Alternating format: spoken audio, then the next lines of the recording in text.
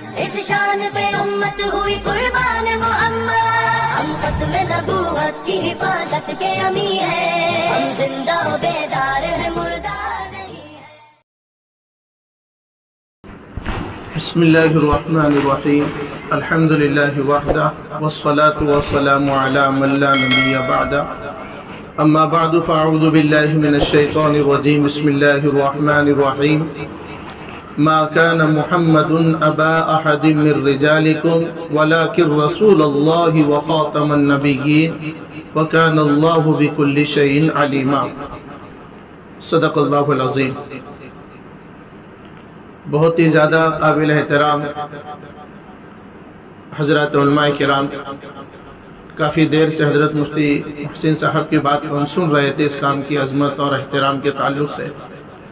اللہ تعالیٰ اس کام کی اہمیت اور اس کی عظمت اور اس کے تقدس کو سمجھ کر اپنی انا کو فنا کر کے اللہ کو راضی کرنے کے لیے اس کام میں جڑنے کی اور اس کام کو کرنے کے اللہ ہمیں توفیق نصیب فرمائے۔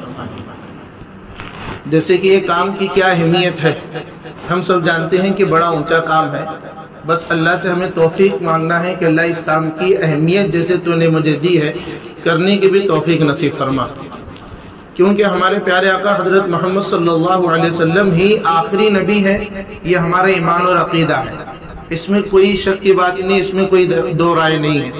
لیکن اس کے باوجود بھی فتنے آ رہے ہیں، کیونکہ پیارے آقا صلی اللہ علیہ وسلم پہلے ہی اپنی امت کو باخبر کر گئے ہیں کہ قیامت کے قریب فتنے ابھریں گے۔ خوش نصیب ہے وہ انسان جو ان فتنوں کے دور میں اپنے ایمان اور عقیدے کی حفاظت کرے اور دوسروں کی ایمان اور عقیدے کی حفاظت کے لیے محنت کرے۔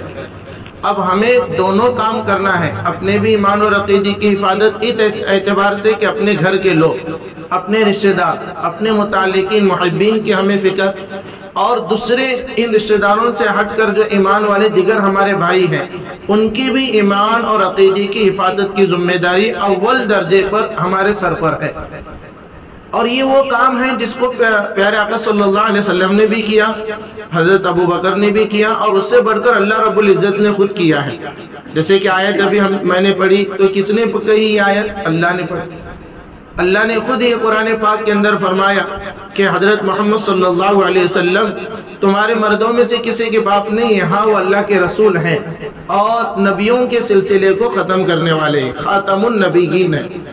اللہ نے خود کہا اور یہ کام خود اللہ نے کیا، یعنی آپ صلی اللہ علیہ وسلم کے آخری نبی ہونے کے اعلان کو اللہ نے کہا، اور جو منصب جلیل پیارے آقا حضرت محمد صلی اللہ علیہ وسلم کو دیا گیا تھا، یعنی آپ نبی ہیں، اپنی نبوت کی ذمہ داری ادا کرتے ہوئے لوگوں کو اللہ کی یکتائیت کی طرف بلاؤ، ایک خدا کی عبادت کی طرف بلاؤ۔ تو اس کام کے ساتھ خود پیارے آقا صلی اللہ علیہ وسلم نے اپنے آخری نبی ہونے کے پیغام کو خود پیارے آقا نے فرمایا ہے۔ اللہ نے پورے کلام پاک کے اندر ہمارے نبی کے آخری نبی ہونے کی پوری شہادت ذکر کی، کم و بیش 100 آیتیں ڈائریکٹ ہمارے نبی کے آخری نبی ہونے کو دلالت کر رہی ہے، ورنہ پورا قرآن یہ ہمارے نبی کے آخری نبی ہونے کی گواہی دیتا ہے، کیونکہ ہمارے نبی کے بعد قیامت تک کوئی نبی آنے والا نہیں، اب یہ قیامت تک یہی کلام پاک چلیں گا۔ تو پورا قرآن پاک کی ہر آیت، ہر لفظ، ہر جملہ ہمارے آخری نبی کے آخری نبی ہونے کو بیان کر رہا ہے، اور ڈائریکٹ 100 سے زیادہ آیتیں ہمارے نبی کے آخری نبی ہونے کو پھر وہ بھی الگ سے بیان کی گئی، اور خود پیارے آقا صلی اللہ علیہ وسلم نے بھی 200 سے زیادہ حدیثوں میں اپنے آخری نبی ہونے کو بیان کیا۔ جیسے کہ مسلمہ کذاب کو واقعہ حضرت مفتی صاحب نے ہمارے سامنے ذکر کیا، جب وہ وقت آیا جیسے جس منصب جلی یعنی نبوت کے عظیم منصب سے جب آپ کو سرفراز کیا گیا اور آپ نے اپنی ذمہ داری کو نبھاتے ہوئے اپنوں تک، پرائیوں تک، دشمنوں تک وہ پیغام پہنچایا، سب کو ایک خدا کی عبادت کی طرف بلایا، اسی کے ساتھ ساتھ اپنے آخری نبی ہونے کے تحفظ کو بھی بڑی غیرت کے ساتھ ہمارے نبی نے کیا بھی اور کہا بھی کہ لا نبی یا بعدی، میرے بعد کوئی نبی آنے والا نہیں ہے۔ جب مسلمہ کذاب کا وفد آپ کی خدمت میں آیا اور آ کر اپنے جھوٹے نبی کی دعوت اس نے دی، جو تفصیل ہم نے سنی، اور اس نے کہا کہ تم یہ سلا کے اب تم ساری یعنی عزتیں ساری چیزیں تم اپنے حق میں لے رہے ہو، اپنے حصے میں لے رہے ہو، کیوں نہ ہم تھوڑا تقسیم کر لیں، تم اس علاقے کے نبی بن جاؤ اور ہم اس علاقے کے نبی کو مانتے ہیں، تم تمہاری طرف چلاؤ تم اس طرف۔ ہمارے نبی کی غیرت اندر سے جوش ماری، اور ہمارے نبی نے اشارہ کر کر کہا کہ یہ کھجور کی کچھ برتن میں کچھ کھجوریں رکھی ہوئی تھی، فرمایا کہ رکھی ہوئی کھجور کا ایک حصہ بھی یعنی ایک حبہ بھی ایک مٹھی میں اگر تم لے کر یہ دعویٰ کرو کہ میرا، اس کے لیے بھی میں گوارا نہیں ہوں، اس کے لیے بھی میں تیار نہیں ہوں کہ یہ چیز تم اپنے حق میں لے لو۔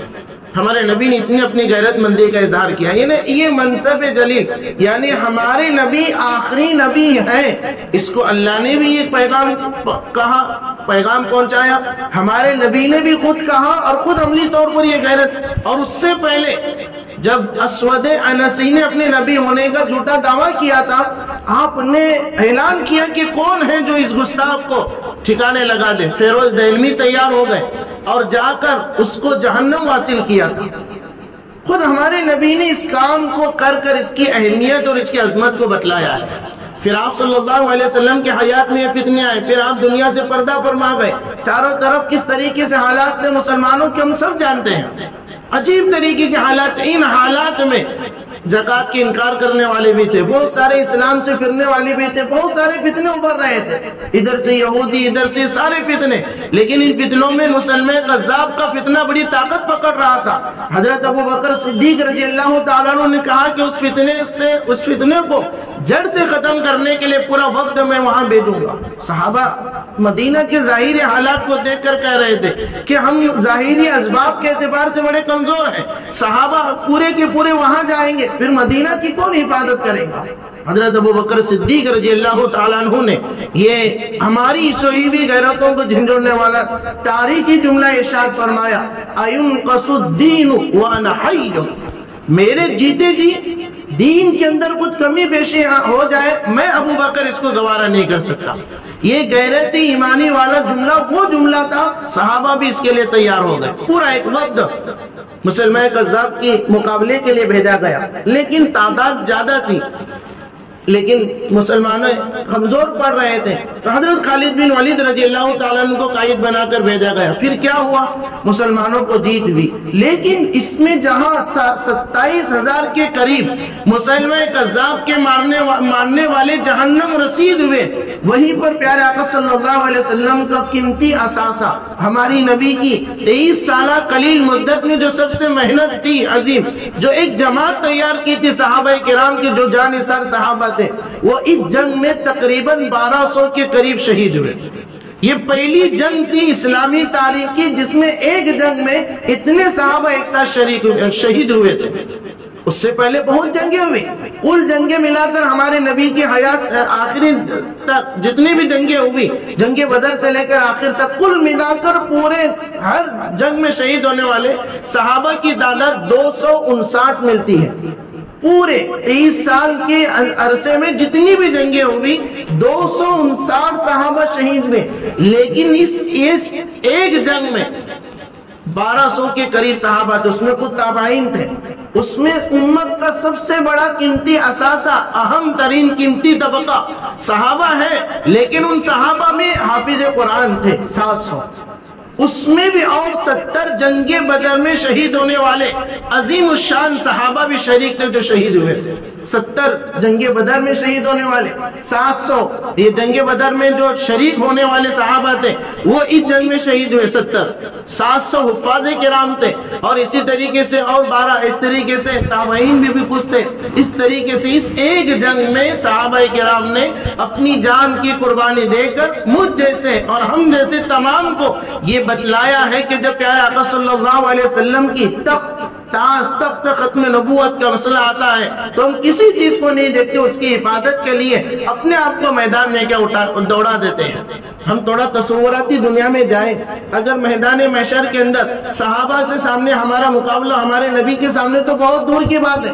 صحابہ اگر ہم سے یہ کہیں کہ ہم نے اپنی جسم کی ٹکڑے اس لیے کروائے تھے کہ آپ اسی طریقے سے بے غیرتی کے ساتھ رہو، کیا ہم نے اپنی گردن اس لیے کٹائی تھی؟ میں نے اپنے ہاتھ اس لیے کٹائے تھے؟ اپنے بچوں کو اسی لیے یتیم کیا تھا؟ اپنے بیویوں کو اسی لیے بیوہ کیا تھا؟ اس وقت ہمارے پاس کوئی جواب نہیں ہو سکتا.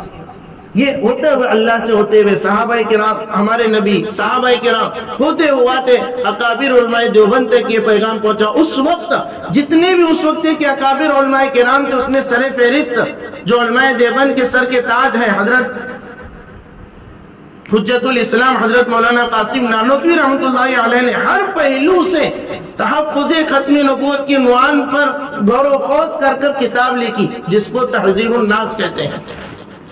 یہ تھا اس وقت کی جتنے بھی قبائل علماء کرام تھے، انہوں نے بھی یہ کام کیا. یعنی اوپر سے ہوتے ہوتے قبائل علماء دیوبند اس وقت کہتے ہوتے ہوتے یہ کام مستق اور آپ تک پہنچا ہے. اب ہماری غیرت ایمانی کو ہمیں جھنجھوڑنا ہے کہ میرے سامنے، میرے علاقے میں، ملک کے کسی کونے میں ہوتا تو بھی ہمارے لیے تڑپنا ضروری تھا. یہاں تو ہمارے علاقے میں اور کوئی ایسی اڑنے والی باتیں نہیں ہے. کچھ لوگ آئیں گے ہمارے پاس، کہیں گے کہ مولانا کائیں بتاؤ، چپ شکیلی بول رہے، کائیں قادیانی بتاؤ. ہم کو بولتے ہیں ایسے بہت سارے لوگ. اور کون بول رہے؟ اچھے دیندار پنج وقتہ نمازی. کہاں چپ قادیانی آپ بول رہے؟ تو ان کو بولتے ہو گاؤں کو گئے تو بولے گئے تھے. بولے دیکھ وہاں کون ہے؟ بولے ہاں ہے ایک قادیانی. کیا کر رہا ہوں؟ کچھ بھی نہیں کر رہا، اپنا بیٹھے. بھی قادیانی جو نبی کی شان میں گستاخی کرنے والا ہے وہ علاقے میں ہے، آپ کو معلوم ہے. اور ہماری اتنی بے غیرتی ہو گئی کہ ہم کچھ بھی کرنے کے لیے تیار ہیں. تو ان کی باتوں کی طرف دھیان نہیں دیا گیا. ہمارے اکابر علماء کرام کی سرپرستی اور ان کے مشورے سے جن جن جگہوں پر یہ لوگ تھے وہاں پر بالفور امام رکھے گئے. وہاں آخری درجے میں مکتب شروع کیا گیا. تقریباً 25 سے زیادہ مکتب مجلس تحفظ ختم نبوت کے زیر نگرانی میں چلتے ہیں اور 12 مقامات پر الحمدللہ امام رکھے گئے جن کی تنخواہ مجلس تحفظ ختم نبوت ہی کے ذریعے سے جاتی ہے. اور یہ پورا ایک منظم نظام ہماری انہی اکابر علماء کرام کی سرپرستی میں چل رہا ہے. تو اب ہم کیا کریں؟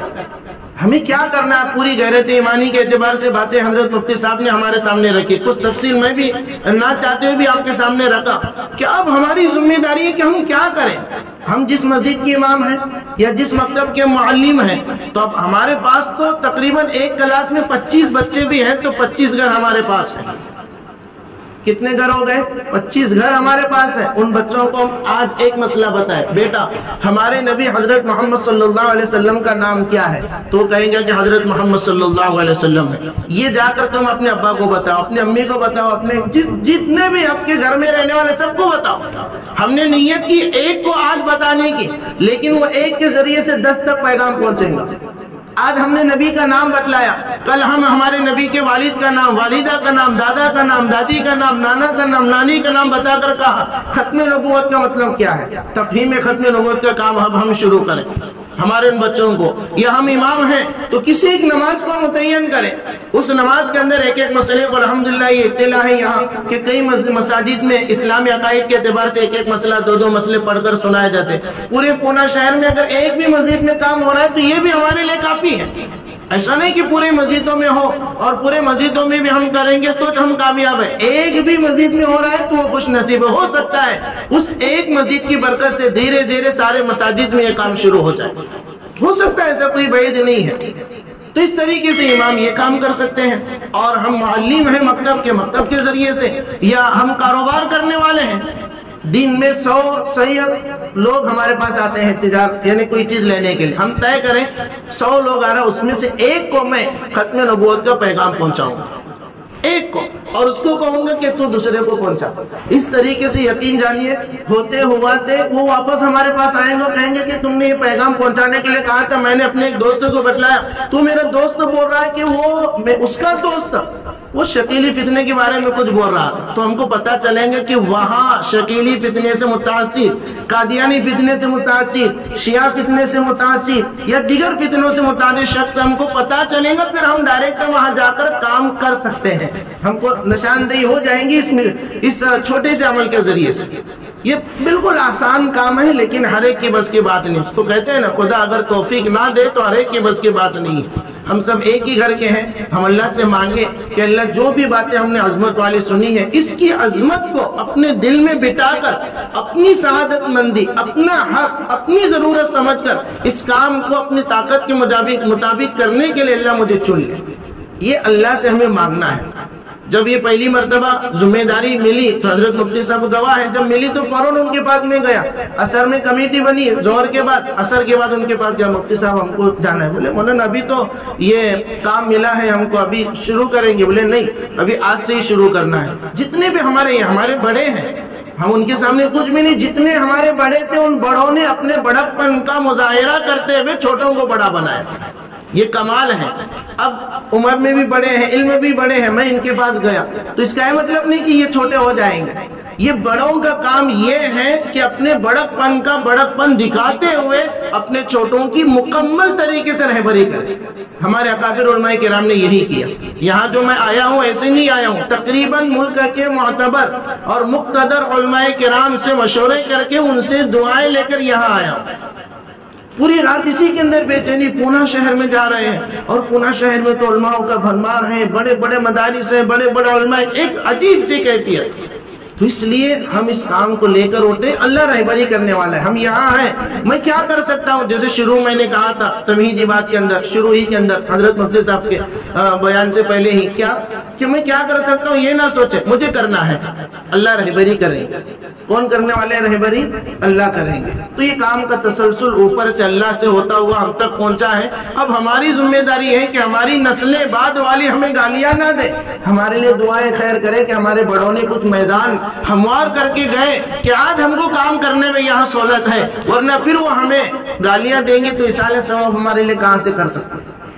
اس لیے ہم کچھ ایسا میدان تیار کر کے جائیں کہ ہمارے چھوٹے جب آئیں گے 10 15 20 سال کے بعد وہ ہمیں دعائیں خیر میں یاد رکھے۔ جو آج ہم اپنے بڑوں کو دعائیں دیتے ہیں، جو ہمارے شہر کے جو بڑے علماء کرام میں تو جو مرحوم ہو گئے، آج ان کو ہر دعا میں تو بلا مبالغہ کہتا ہوں کہ روزانہ 5 نمازوں کے بعد اپنے اکابر علماء کرام جو شہر کے خاص طور پر ان کے لیے دعائیں کرتا ہوں جو مرحوم ہو چکے ہیں۔ یہ جو بھی کام ہو رہا ہے وہ سب انہی کے خاتے میں جا رہا ہے، ہم سب جانتے ہیں۔ تو کیا میں بتلا رہا تھا، بات دوسری طرف گئی کہ ہم مکتب پڑھاتے اپنے بچوں کو ہم بتلائیں، دھیرے دھیرے نام ہو سکے تو آج پورے نام بتلائیں، پھر ختم نبوت کا تو کیا بچوں کو ہم سمجھائیں، نہیں سمجھ رہا تو بتائیں کہ ہمارے نبی، یہ ہم یاد رکھیں اس کو، ہمارے نبی حضرت محمد صلی اللہ علیہ وسلم ہی، یہ لفظ ہی کا لائے ذکر کہ ہمارے نبی حضرت محمد صلی اللہ علیہ وسلم ہی آخری نبی ہے، یعنی ہی کہہ کر جتنے بھی جھوٹے ہیں سب کو ہم نے رد کر دیا، سب پر ہم نے بلڈوزر چلا دیا، سب کو ہم نے ختم کر دیا۔ اور اس کو بتلائے کہ یہ ایک لفظ ہوا، ہمارے نبی حضرت محمد صلی اللہ علیہ وسلم ہی آخری نبی ہے، آج یہ بچوں کو یاد دلائے۔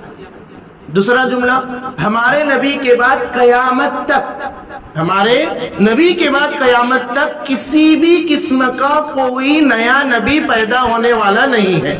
یہ دوسرا جملہ ہم یاد دلائیں اپنے بچوں کو، یہ اپنے نمازیوں کو، اپنے مقتدیوں کو بیان کے ذریعے سے، یہ اپنے جو رشتہ دار ہیں متعلق ہیں ان کو، ہر فیلڈ میں کاروبار کرنے والے اپنے پاس آنے والے، ایک کو ہم بتلا، روزانہ نیت کرے کہ ایک کو مجھے بتلانا ہے۔ 30 دن میں کتنے ہو گئے؟ 30 ہو گئے۔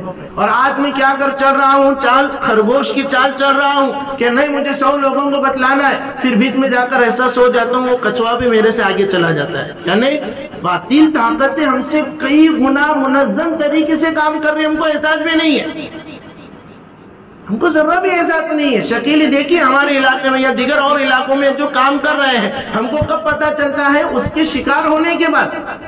اب جیسے ہمارے یہاں پروگرامات حضرت مولانا قاری رشید احمد صاحب اجمیری دامت برکاتہم العالیہ آئے تھے 1 مہینہ پہلے، تو وہاں کارگزاری سنائیں گے تو ایک شہر ہمارے مہاراشٹر ہی کے ایک شہر کے کچھ علماء کے نام بھی وہاں ہے، تو وہاں انہوں نے کہا کہ تم وہ شکیلی کا ذکر کر رہے تو ان کے ساتھ کچھ عوام میں سے بھی کچھ نوجوان تھے، مجھ سے مل کر کہا کہ تم ذکر رہے۔ ہاں آج ہی ہمارے مسجد کا واقعہ ہے، ابھی ہم کو آیا تھا کہ وہ مسئلہ ہے کہ کچھ لوگ شکیلی فتنے کے شکار ہمارے علاقے میں محنت کر رہے تھے، ان کو پکڑا گیا تو پتا چلا کہ 7 مہینے سے ہمارے علاقے میں محنت کر رہے ہیں، ہم کو پتا بھی نہیں چلا، آج پتا چلا، اور ان کی لیگ ہوتے ہوتے پتا چلے کہ بہت اوپر تک ہے۔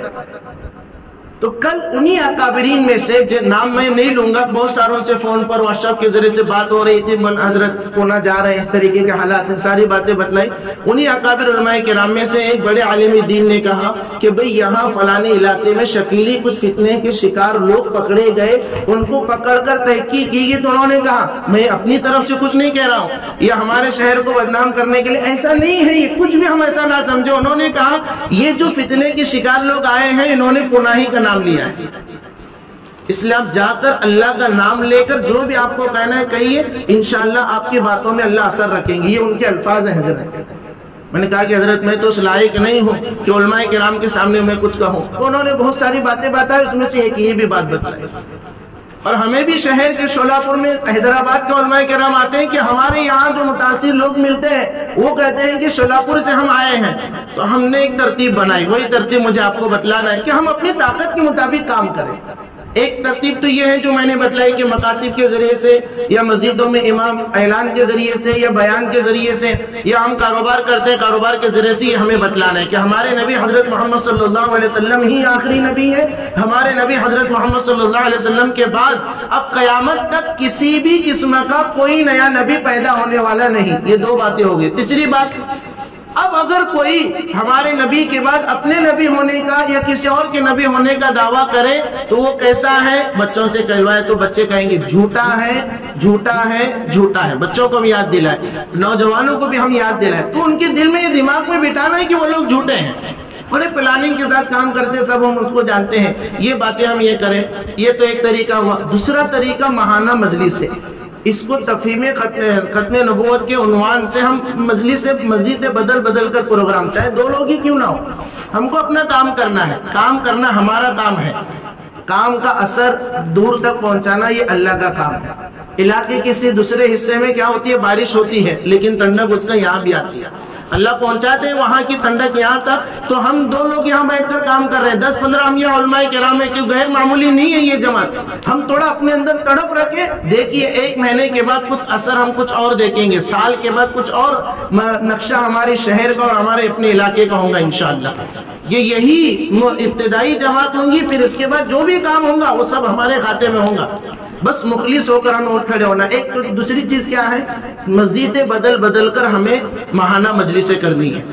ہم مسجد کے امام ہیں، یہاں کے جو ذمہ دار ہیں مجلس تحفظ ختم نبوت کے، ان سے کہیں کہ ہمارے مسجد میں یہ آج ختم نبوت پر ہمیں بیان کرنا ہے، ایک مجلس ہمیں لینی ہے۔ ایک تو جمعہ کا بیان ہے، جیسے کہ میں کارگزاری کی اس میں پڑھ رہا تھا، جمعہ کے بیانات ہو رہے ہیں وہ تو کرنا ہی ہے، ایک جمعہ ہم فکس سے کریں، ہو سکے تو ہر جمعہ میں تھوڑا بہت ہم ختم نبوت کے تعلق سے ہم بولیں، یا اس کے علاوہ ماہانہ مجلس ہے۔ اس سے کیا ہوگا، دو فائدے ہوں گے، ایک تو مجلس ہوں گی، انہی مجلس میں کام کی اہمیت بتلا کر ہمیں ممبر بھی بنانے ہیں۔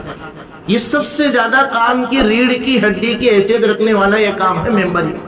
اب ہم کام کریں گے، ہمیں پتا چلا کہ فلانے علاقے میں متاثر ہے، وہاں مکتب شروع کرنا ہے، اب میں کہوں گا کہ ٹھیک ہے میں اپنی طرف سے تنخواہ دوں گا، 1 مہینہ میں دوں گا، 2 مہینے دوں گا، 3 مہینے دوں گا، 4 مہینے دوں گا، یا کسی مشغولیت کی وجہ سے 6-7 مہینے میں بھول جاؤں گا، پھر مجھے جا کر بار بار ان سے کہنا ہوگا، تو یہ بہت سارے جھنجھٹیں ہیں۔ یہ عالمی پیمانے پر جو کام ہوتا ہے مجلس تحفظ ختم نبوت کی، یہ ترتیب ہے کہ ماہانہ ممبرشپ اس کی ہوتی ہے۔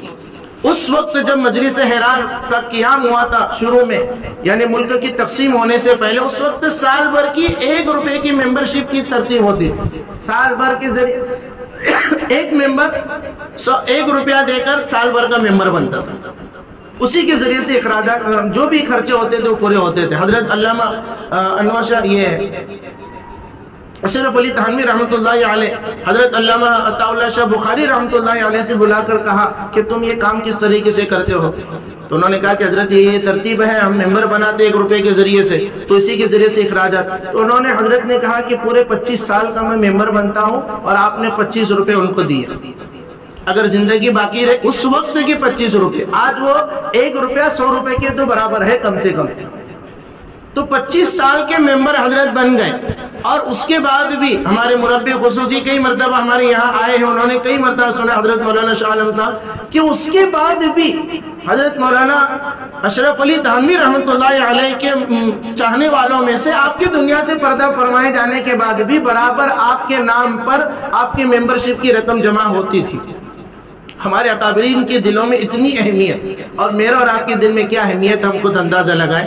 زمینی سطح پر کام کرنے کے لیے مالی اعتبار سے بھی ضرورت ہے، تو یہ ممبر ماہانہ مجلس سے بدل کر ممبر بھی بنیں گے اور الگ الگ طریقے سے لوگوں تک پیغام بھی جائے گا انشاءاللہ۔ تو ہم ممبر بھی بنائیں، اور یہ ممبرشپ کی ترتیب بہت زیادہ ضروری ہے کام کو مضبوط کرنے کے لیے۔ ہمارے شہر میں تقریباً کئی عقل کوٹ کا ایسا علاقہ ہے جہاں تقریباً اکثر دیہاتوں میں قادیانی پنڈت امامت کرتے تھے۔ یہ ابھی کی تازہ واقعہ 10-15 سال پہلے 2023 تک ہمارے 2013 تک کئی دیہاتوں میں تھے، ہم کو بھی نہیں معلوم تھا، اپنے اپنے کاموں میں مگن۔ لیکن حضرت مولانا ابراہیم صاحب دامت برکاتہم العالیہ جو ہمارے مجلس کے سرپرست بھی ہیں، ان کا ایک لیٹر مجھے ملا تو انہوں نے دارالعلوم دیوبند کو ایک لیٹر بھیجا تھا، وہ 2013 کا ہے کہ ہمارے یہاں کئی دیہاتوں میں ابھی بھی قادیانی پنڈت ہے۔ تحقیق کرنے کے بعد یہ کب ملا مجھے؟ 2019 میں مجھے ملا تھا حضرت ہی کے ذریعے سے۔ تو جب تحقیق کیا تو پتا چلا کہ 2023 تک کئی دیہاتوں میں تھے، نکالے گئے، پھر وہ واپس آ رہے تھے۔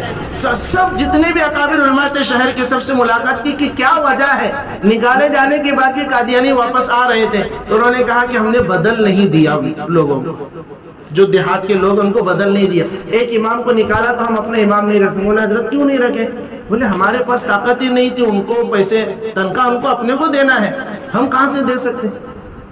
تو اس وقت حضرت مولانا شاہ عالم صاحب سے رابطہ ہوا، پھر حیدرآباد کی مجلس سے رابطہ ہوا، تو مجلس کے ذریعے سے الحمدللہ ممبرشپ کی ترتیب 2021 سے شروع ہوئی۔ 3 سال تک ایسی ہی محنتیں ہوتی رہی، دیہاتوں میں جانا ملنا یہ کرنا سارے کام ہوتے رہے۔ پھر اس کے بعد 2021 سے پھر ممبرشپ کی ترتیب ہوئی، تو آج الحمدللہ آج اس مہینے ابھی تنخواہ کر کر ہی میں آیا ہوں 1,33,600 روپے تنخواہ ماہانہ مجلس کی طرف سے دیہاتوں میں جا رہی ہے الحمدللہ۔ لیکن اب بھی کئی ایسے دیہات ہیں جہاں امام کی ضرورت ہے، تو ہم نے کسی نے بھی ہم کو آ کر کہا تو ہم نے برا نہیں مانا، فوراً ہم گئے کہ ہاں یہ نشاندہی کر، ہم وہاں گئے ملے۔ جیسے شروع میں نے کہا تھا کہ ایسی کسی نے کہا کہ شکیلی ہے فلانا بندہ، تو اس کے پیچھے ہم لگے، آخر میں 1 ہفتے کے بعد پتا چلا کہ بھئی فلانا بندہ شکیلی فتنے کا متاثر ہے۔ تو اس لیے ہم ماہانہ مجلس سے کریں، اس سے کئی لوگ متاثر ملے اور کئی نوجوان الحمدللہ توبہ بھی کر چکے ہیں۔ جو قادیانیت سے، ہمارے یہاں قادیانی فتنہ بہت زوروں پر ہے، اور صدیق دیندار کا ایک فتنہ ہے، بڑی زوروں سے وہ طاقتوں سے کام کر رہے ہیں۔ اور یہ کیسے کام کرتے ہیں، ان کا طریقہ کار کیا ہے، ہمارے ہی لبادے میں شکیلی فتنہ دعوت و تبلیغ کے مضبوط پلیٹ فارم کو اپنا محنت کا میدان بنا کر کام کر رہا ہے، انہی کے اندر گھس کر وہ کام کر رہے ہیں۔ اور قادیانی فتنہ رفائی کاموں کے ذریعے سے، یعنی مظلوموں کی، گور غریب کی مدد کر کر، شادی میں مدد کر کر لوگوں کو اپنی طرف لے رہے ہیں۔ اور یونس گوہر شاہی کا خطرناک فتنہ یہ شریعت طریعت کا نام لے کر، یعنی ذکر کی مجلس لگا کر لوگوں کو گمراہ کر رہا ہے، اس کی بھی بڑی خطرناک عقائد ہے۔ پھر یہ صدیق دیندار کا فتنہ تفسیر قرآن کے حلقے لگا کر لوگوں کو گمراہ کر رہے ہیں۔ ہر فتنہ اسلام ہی کے طریقے کو اپنا رہا ہے، اور اگر کوئی محنت نہیں کر رہے ہیں تو میں اور آپ ہی محنت نہیں کر رہے، اللہ ہمیں معاف فرمائے۔ تو ماہانہ مجلس ہم کریں، اور اسی طریقے سے روزانہ کے کاموں کے اندر ہم یہ ٹھان لیں کہ میں اپنے فلانے رشتہ دار کے پاس جاؤں گا، اس سے ملاقات کروں گا، یہ کام میں پہنچاؤں گا۔ یہ 3-4 باتیں میں نے کہی ہیں، پھر اس کے علاوہ اور باتیں ہیں، وہ انشاءاللہ دیگر علماء کرام سے اور ملاقاتیں ہیں، ان کے سامنے ہم رکھیں گے۔ بس ایک بات کہہ کر میں اپنی یعنی آپ سے معافی چاہتے ہو، معذرت چاہتے ہو، اپنی بات کو میں ختم کروں گا، کیونکہ آپ میرے بڑے ہیں۔ بس اکابرین سے جو سبق مجھے دیا گیا تو میں نے آپ کو وہ تھوڑا بہت سنایا۔ جو بھی باتیں اگر آپ نے مجاز کے خلاف، آپ کے شان کے خلاف آئی ہیں، میں معافی چاہتا ہوں۔ پھر آخر میں ایک بات یہی کہنا چاہتا ہوں کہ ہمیں چھوٹے بن کر کام کرنا ہے۔ ہمارے جتنے بھی وہاں بڑے علماء کرام ہیں، میں ہر ایک کے پاس گیا ہوں، جیسے انہی بڑے علماء میں سے ہمارے مفتی صاحب بھی ہیں، جیسے ابھی میں نے بیان میں ذکر کیا، پہلی مرتبہ ان کے پاس میں گیا، سب کے پاس میں گیا، سب کے پاس جا کر دعائیں لیتا اور سب سے کہتا ہے کہ حضرت دعا کرو۔ اور وہ بڑے بھی اتنے بڑے کہ نہیں بھائی آپ اس میدان کے شہ سوار ہو، یہ شہ سوار بھی بولنے نہیں آتا مجھے، لیکن انہوں نے کہا کہ تم کام کرتے رہو، ہمارا فل سپورٹ آپ کے ساتھ ہے۔ کوئی مسئلہ آیا، کیونکہ بہت سارے حالات آتے ہیں، یہ کوئی دوسری تنظیموں کی طرح عہدے نہیں ہے صدر بن کر بیٹھنا، راتوں کی نیندیں حرام ہوتی ہے، کبھی اس کا فون آیا کبھی اس کا فون آیا، وہ عجیب لگتا ہے۔ بس گھر والوں سے بات، سارے لوگوں سے بات کر کر کام کر رہے ہیں کہ حالات آئے کچھ ایسا مسئلہ ہو تو تم کیا کرو گے؟ بولے ہم بھی تمہارے ساتھ ہیں۔ یعنی مہینوں سال بھر ہوا۔ یہ میں اپنی بڑائی بیان نہیں کر رہا ہوں، یہ ان بڑوں کی دعا ہے کہ ایسی دیوانگی طاری ہوگی۔ ہمارے ایک نانی کا تذکرہ چل رہا تھا، ہمارے نانی کی بڑی بہن تھی، ان کا تذکرہ چل رہا تھا، کہتے ہوئے 15-20 دن پہلے کی بات ہے۔ میں بولا ارے وہ نانی نظر نہیں آ رہے، امی کہاں ہے انہوں؟ تو ایڑا ہے۔ بولے کیا ہوا؟ کئی کو ایسا بول رہے، ان کے انتقال ہو کو 1 سال ہو گئے۔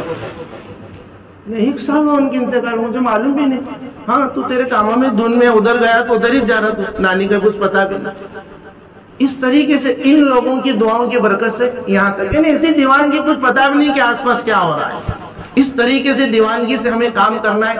کوئی ہوتا ہے کہ میں صدر ہوں تو اس کا مطلب کہ میں کرسی پر بیٹھوں گا، یا یہ صدر ہے یہ کرسی پر بیٹھیں گا عزت بٹوریں گا، نہیں۔ یہ منصب عبادت والا ہے، اور عبادت کے اندر کوئی عہدہ نہیں ہوتا، بس ایک رواج پورا کرنے کے لیے کسی کو صدر بنایا جاتا ہے، کسی کو جنرل سیکرٹری بنایا جاتا ہے، کوئی خازن ہوتا ہے ایک منظم کام کرنے کے لیے، ورنہ ہم سب اس کے ذمہ دار ہیں۔